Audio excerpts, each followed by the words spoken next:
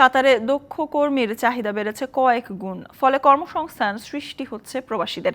কথা জানিয়েছেন দেশটিতে নিযুক্ত বাংলাদেশের রাষ্ট্রদূত মোহাম্মদ নজরুল ইসলাম। কাতার প্রতিনিধি আমিন ব্যাপারী জানান, দোহার ব্যাংক স্টেডে বাংলাদেশি মালিকানাধীন প্রতিষ্ঠান রুমানা হাইপার মার্কেট পরিদর্শনকালে কথা জানান রাষ্ট্রদূত।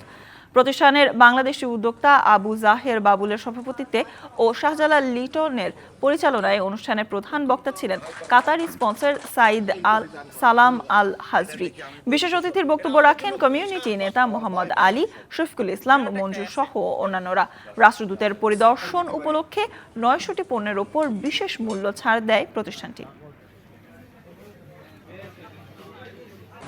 ওনারা দুইজনে মিলে আমি আশা করব বাংলাদেশিদের উপকারের জন্য এবং বাংলাদেশি কমিউনিটির মুখ তুলের জন্য শুধুমাত্র এই কয়টি হাইপার মার্কেট বা এই কয়টি প্রতিষ্ঠানে না, ওনারা আরও হয়তো ওনারা যেটা বলেছেন ১০০-র মতো প্রতিষ্ঠান হয়তো ওনারা করবেন।